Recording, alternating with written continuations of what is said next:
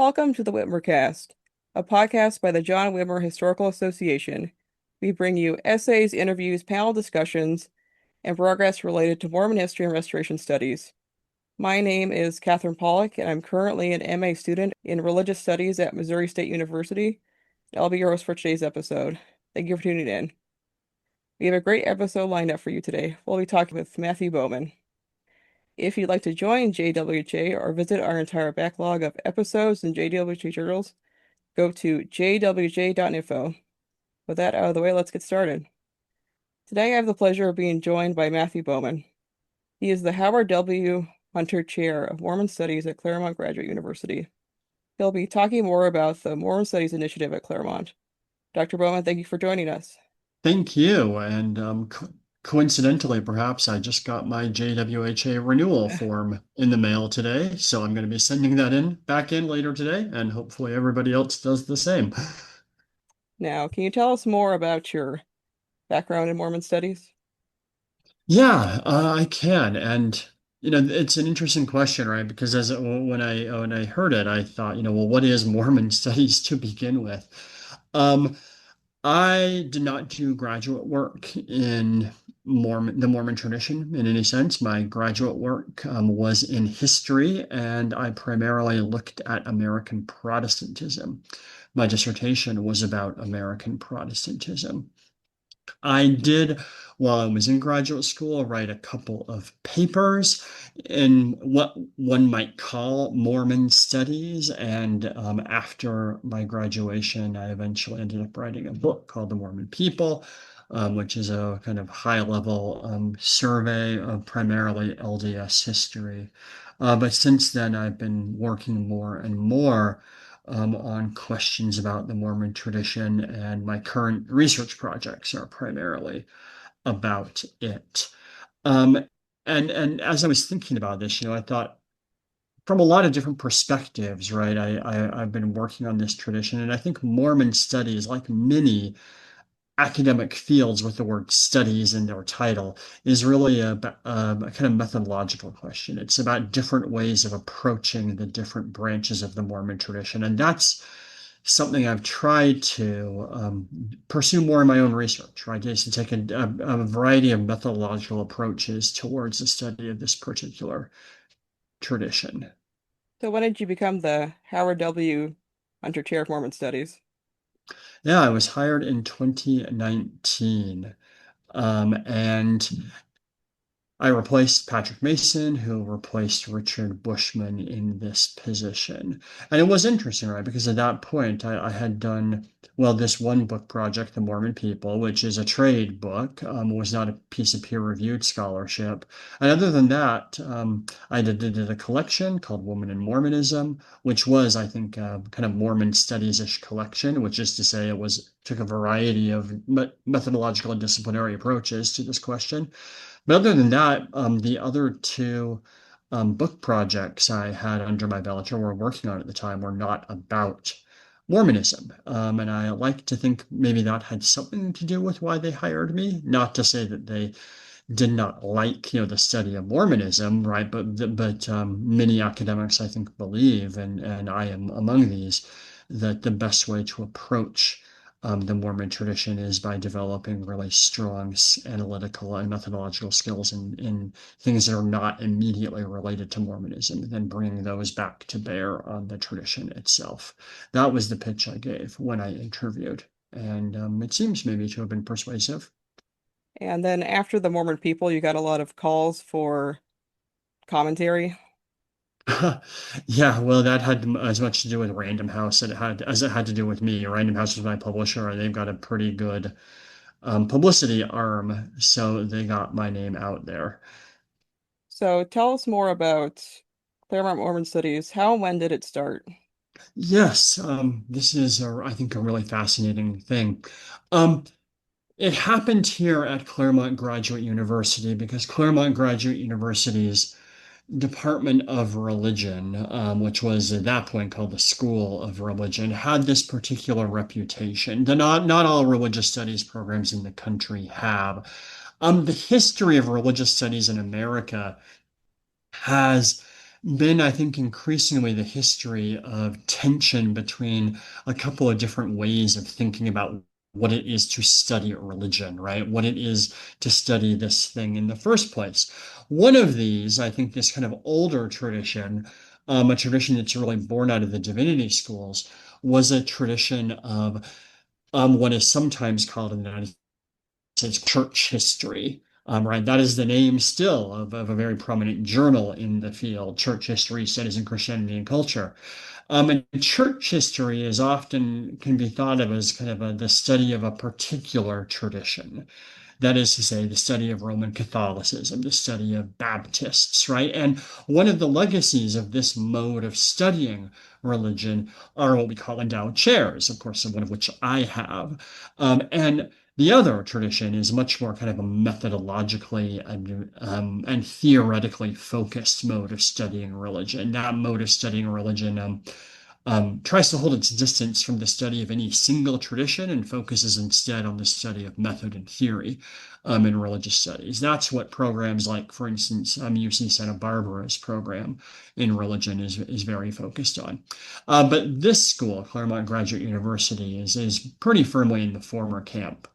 Um, which is to say that Claremont Graduate University has long had a number of endowed chairs that foster the study of particular traditions. There's an endowed chair of Islamic studies here. There is an endowed chair of women's studies in religion. Uh, excuse me, there are professors who are focused on the study of Judaism and the Hebrew Bible and so on and so forth. And so, boy, nearly 20 years ago now, there was an enterprising graduate student here named Amy Hoyt, and she, along with some faculty, began to think, well, what would it look like to endow a chair in the study of Mormonism? And they began kind of thinking about this, using the same kind of model that many of these other chairs have, right? This sort of focus on a particular tradition on the one hand, but also on the other hand, this attempt to bring conversations about that tradition into conversations with the larger study of religion in the academy. Um, Hoyt, and who was then the dean of the School of Religion, Karen Torgeson, were kind of enthusiastic about this. And gradually, they built relationships with the local Latter-day Saint community here and managed to secure eventually the amount of money that would be required to endow this professorship. Now, right, there's a lot of interesting questions there. There are questions I think a lot about, which is to say, right, that this position exists because of the school's relationship with the LDS community. And that, of course, raises, just as, the chair of Islamic studies, which was derived from its relationship with the Islamic community. We have also a fairly large endowment for the study of Coptic Christianity, which is largely funded by Coptic Christians, right? All of these raise questions about what it is to study religion and to what extent should the study of any religion in particular be related to this relations with that community, as opposed to kind of a more theoretical, abstracted way of studying religion. There are people who will argue on one side or the other that one way or the other is the right way to do it. I don't know that there is any single right way, right? But the fact that this chair is so related to the LDS community is something that I think about and that my students should be thinking about as well. Now, you teach classes that include Mormonism. What are some of the topics you've covered in the past or this semester too? Yeah, that's a great question. This is, I think, one way in which I vary a bit from my predecessors in this chair. Is as I've said, I think it's really important that the study of the Mormon tradition be placed in, first, the broader context of religion in America and in the world, but also in broader kind of theoretical context as well. So I want my students to be always comparing their study of the Mormon tradition to other traditions. As the great scholar of religion, Jonathan Z. Smith, said, right, the study of religion is really the study of comparison. That's how we sort of understand the phenomenon of religion writ large, as opposed to understanding any particular tradition. So all of my courses are pretty strongly comparative. I regularly offer a course, for instance, called American Scripture, which focuses on the Book of Mormon. We look at various, well, passages in the Book of Mormon. Of course, I want the students to read some of that book. I've never actually had them read all of it, but pretty good chunks of it. And then various analyses and of the text and also histories, reception histories of how the text has been used and thought about in the United States. But I always juxtapose then study of the Book of Mormon with a look at one or two other texts produced in the United States that have been acclaimed as scripture or something like it. For instance, the Code of Handsome Lake, which is roughly contemporaneous to the Book of Mormon itself.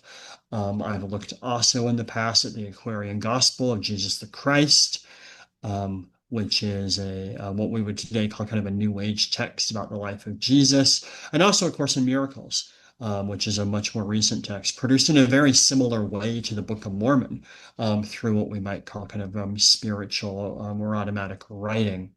That's one course. I do another course called Woman in American Christianity, which compares women in the Mormon tradition to the experiences of women in, for instance, evangelical Christianity or Roman Catholicism.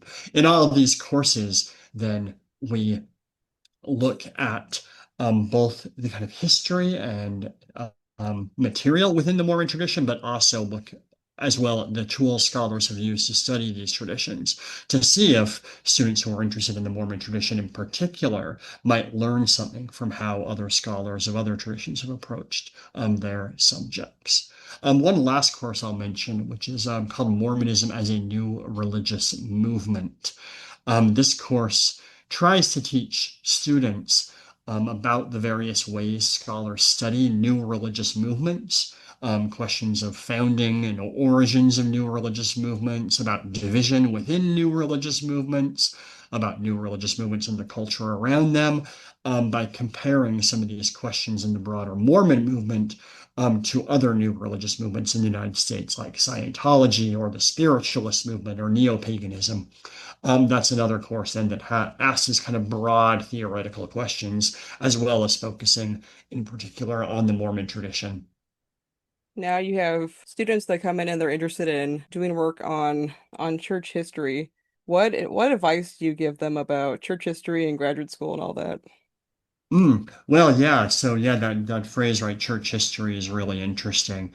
Which is to say, right, well, that first I tell them not to think about it in that way necessarily, depending on their career aims. Right, and that this is, I think, something that's increasingly a problem in American graduate education, especially in the humanities, which is to say we live in a time in which, due to a lot of factors, humanities education in the United States is under attack and under siege for many, many different reasons. Some of them having to do with the kind of economics of higher education in America, what many scholars call the kind of coming demographic cliff, wherein the number of students in the United States going to colleges is going to fall off pretty significantly. And then there's a kind of immediate pressures, political pressures from the federal government. And so I tell students, right, when you're thinking about a career in the humanities, you can think about professorships, certainly, but those opportunities are really shrinking. And shrinking in a lot of different ways. So you might want to think about multiple other opportunities as well. And but if you are interested in a professorship, if you're interested in a career in the academy, I tell my students, I think it is very, very wise not to present yourself simply as a scholar of the Mormon tradition, right? But rather to present yourself as a scholar, for instance, perhaps on gender in American religious history, or a scholar of new religious movements more broadly, a scholar of one of these bigger theoretical questions about how religion in the United States works, who might focus on the Mormon tradition as a way to think about those bigger and broader questions. That's one reason why I design my classes the way I do, in order to encourage students to kind of think broadly in that way.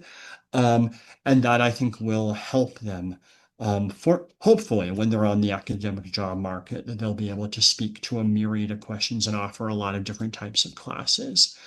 So again, that word comparison, right? That word from Jonathan Z. Smith. I think that's how I would hope students approach their work here. Now, of course, there are many other possibilities as well, right?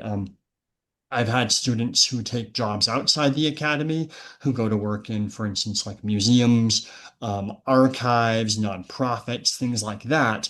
And if students are interested in career paths in that direction, then actually that sort of specialization might help them in ways that it might not if they are targeting a career in the academy itself, right? So a lot of these questions have to do with what every student is interested in, what every student wants to do, and trying to work with students to develop a research program that will best align with what their hopes and aims are. Now, Claremont Mormon Studies sort of grew out of the Latter-day Saint community, but how have other denominations been integrated into it? Yeah. Yeah, this is something that I think is really interesting and important. Largely, I think in part because of, some of the stuff I've been talking about already, right? Is that I want my students to think about this tradition um, in ways beyond that kind of question of church history in particular, right? To think about the study of this tradition as something beyond simply the study of a single denomination, but rather a study about how religion generally works in the United States. So, I've mentioned a few of these classes. And this is how much of what I do to kind of get them, especially LDS students, to think about the Mormon tradition as something more broad than simply the LDS Church. Um, in, excuse me, I do that in coursework by incorporating a lot of different work. For instance, in that class I mentioned a moment ago, Woman and American Christianity, we look a lot in that class at women in contemporary Mormon polygamous organizations. And think about kind of contemporary polygamy as juxtaposed with 19th century polygamy. In other classes, for instance, Mormonism is a new religious movement. We've looked at work on Community of Christ and compared that to studies of how other new religious movements become increasingly incorporated into what some scholars call the American liberal Protestant hegemony. Community of Christ is an interesting example, I think, of Protestantization in the Mormon tradition. Um, so these are ways in which I try to get students to think about that and have encouraged students to do work beyond simply the LDS Church as well. And I have a number of students who have done that kind of comparative work. One in particular whose thesis looks at comparative ideas of Zion in different religious communities coming out of the Mormon tradition. So I hope that kind of comparative impulse and comparative work is taking hold among them. What are some of Claremont student accomplishments in Mormon studies that you feel proud of or you could mention? Oh, well, some of them I was not involved in. They came before my time, but I think going back a bit of a ways. We have one student, Deidre Green, who now herself holds a chair in Mormon Studies at the Graduate Theological Union up near Berkeley, California. That's a pretty great accomplishment. We have a number of other students who have gotten work in other academic positions as well, which I think is fantastic. But I think the thing I'm maybe most proud of is the kind of work that these students of this program have produced, work that I think has become really important and will continue to be important in the field. I could mention some of these folks. For instance, Tonalyn Rutherford and Amy Hoyt's work on the growth of the Mormon tradition outside the United States, I think is really significant and really cutting edge. Caroline Klein, her book, Mormon Woman at the Crossroads, I think is really groundbreaking in this regard as well. This will be something I know we'll talk about in a bit, right? But one thing we've really tried to promote here is the study of Mormonism outside the United States through the Center for Global Mormon Studies, which was established by my predecessor in this position, but that has become, I think, a real mainstay of what we do here. Now, Claremont hosts an annual conference that includes Mormon studies. Can you tell me more about those? Yeah, so this happens every spring. And it actually is in the contract I signed when I took the position here that I was expected to put something like this on. Um, this conference, I think, is usually a 1 day long affair, and it's something that I am have tried again to sort of press into the service of comparison and to get people who don't regularly study Mormonism to think more about the various Mormon traditions, but also to get people who do focus their work on the Mormon traditions to see what parallels and influences they might find through conversations with other folks. So it's a very, very interdisciplinary conference.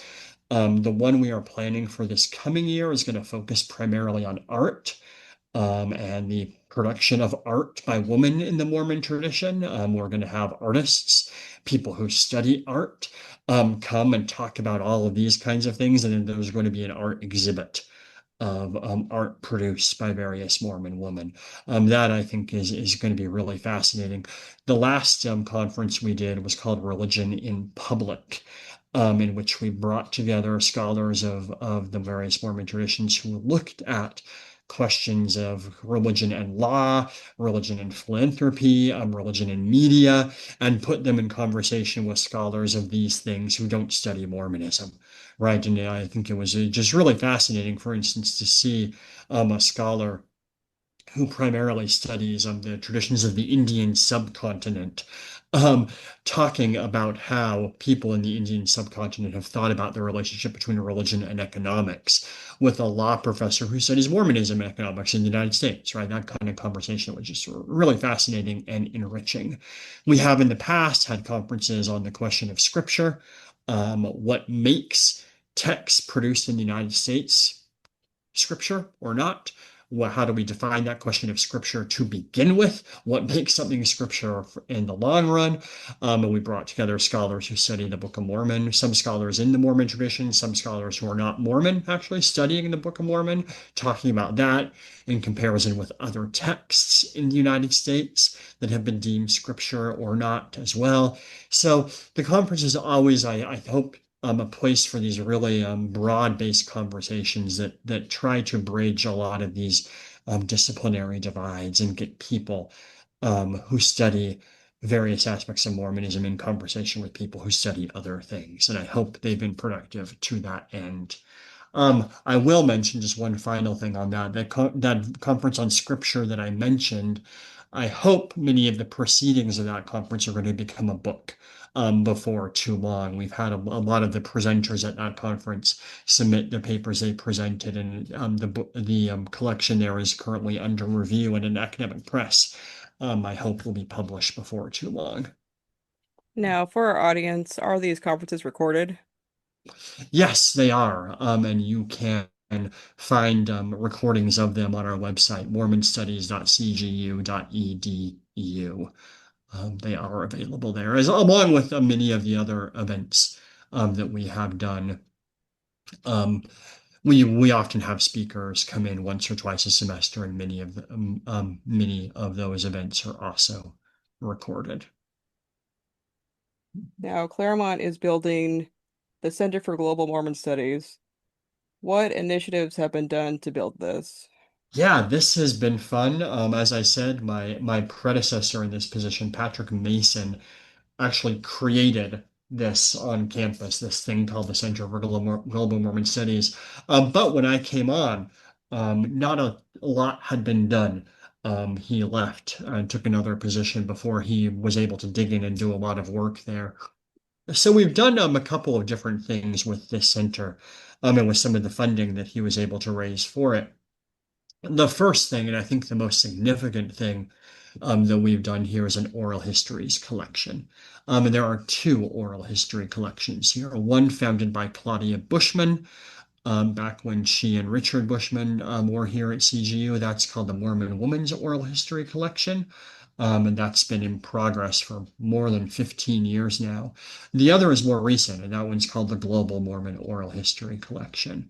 And we have, through the good auspices and generosity of the Smith Pettit Foundation, um, secured an annual grant that has given us a certain amount of money that we then can turn around and use to hire people to do oral histories. And that's the primary way these collections grow.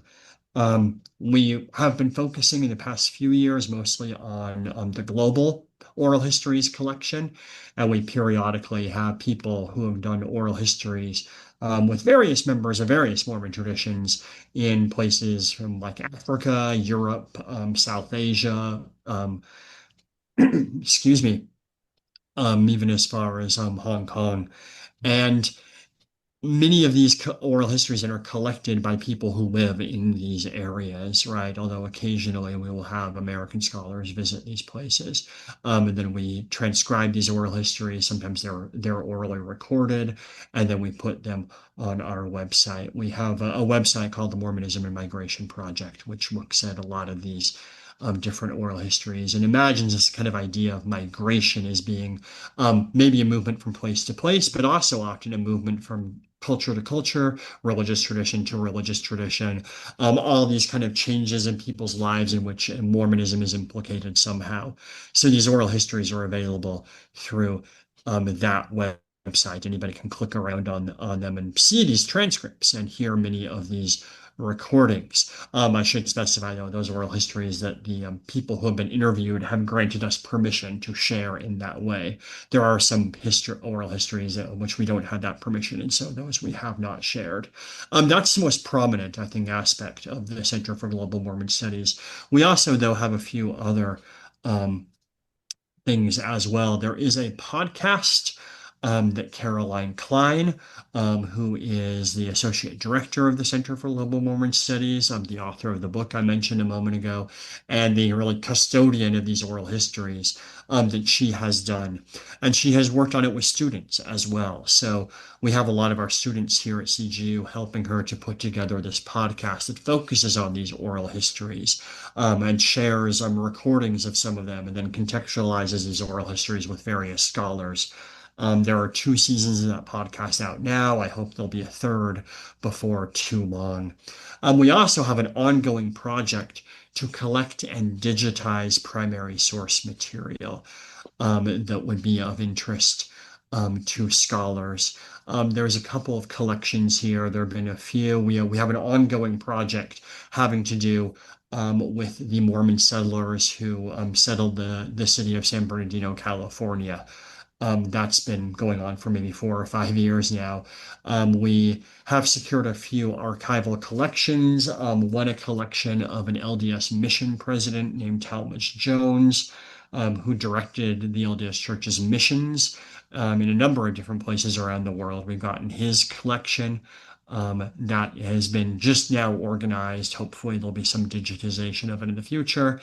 The big collection, though, that we've secured is a collection from Fernando and Enriqueta Gomez, who are 2 Latter-day Saints who made it their life's mission late in their lives to collect as much material as they could about primarily the LDS Church, but not only the LDS Church. And there's some material from other versions of Mormonism in Mexico.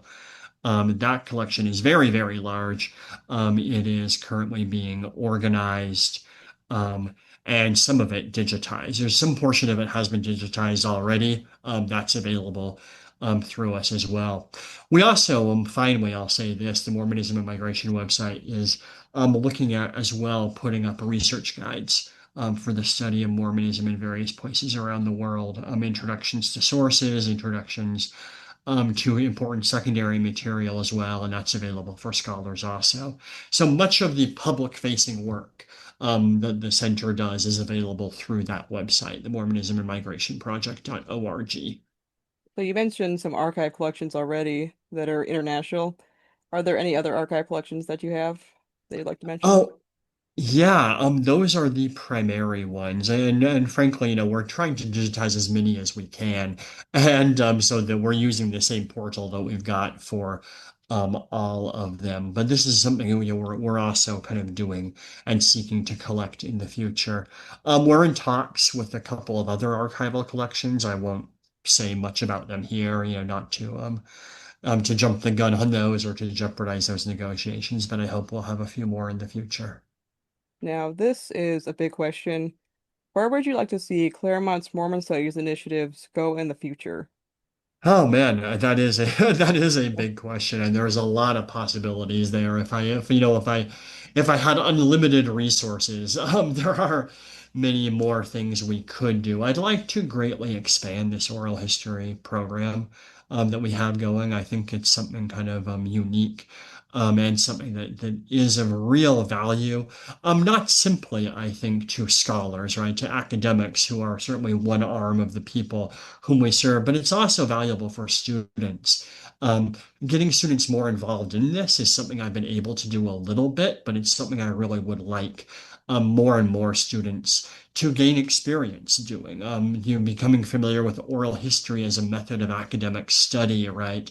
But then also, I think oral history is a real valuable way to serve these communities as well. I spoke a bit before about how there are still some disputes in the academy about the best way to study a religion, right? And about the extent to which scholars should be involved and engage with the communities they study. There are various academic positions on that, but I think with a chair like the one I hold, right, involvement with communities is something that's valued and something that's important. So I would love to see more oral history work go forward there. I would also like to renew something, if I had unlimited resources, that we used to do through the center when we had some more financial resources, and that is to give more grants to people who are researching international Mormonism of many different stripes. We were able to do some funding of that a few years ago. If we had more money, I'd like to do more of that as well. So that may be something we might be seeking the resources to do in the future. And then I think, of course, another major aspect of what we do here is train students in the study of Mormonism. We are, I think, the biggest Mormon Studies program of the few that exist in the United States in terms of the kind of resources we have. Myself, but also Caroline Klein, who serves as an advisor to many students. That's more faculty than any other program has. And we have more course offerings than any other program does as well. And that means, I hope, um, we can become a center for more students, particularly given, I think, and this speaks to something I brought up in the future, which is to say, the uncertain future of PhDs in the humanities. We have here at CGU a very robust museum studies program and archival studies program, and I'm hoping to integrate more of what we do in Mormon studies into these programs as well, and to provide pathways for students who study various branches of the Mormon tradition with those kind of professionalization opportunities of museum studies and archival studies, giving then these students more pathways to a career than simply, the PhD and eventually the professorship. As I say, I think that's a increasingly tenuous and threatened possibility for many students' careers. So offering them other possibilities is something I want to do more of as well. About how many students are in the program at a time? We admit every year, I'd say between 3 and 6. Um, Maybe half of that join us. They're often equally divided between MA and PhD. Um, at any given moment, then I would say we've got somewhere between 6 and 10 who are actively taking courses, and then that same number who are done with coursework but are out writing a thesis or a dissertation somewhere. So if I were to speak broadly, I would say we've got 15 or so in the program, but on campus and in coursework, probably about half of that. Well, you've been very gracious with your time, Dr. Bowman. If people want to get in touch, where can they find you? Yeah, certainly. Well, I will pitch again our website, which is mormonstudies.cgu.edu. You can find my contact information on that page and also the contact information for Caroline Klein, who I will pitch again, right? She also is involved in this program. She teaches courses, she advises students, and directs the oral history program. So she is a resource as well. All right. Thank you for joining us today. Thanks for having me. Once again, we'd like to thank Matthew Bowman for joining us today and lending their voice and expertise to the ever-growing field of restoration studies.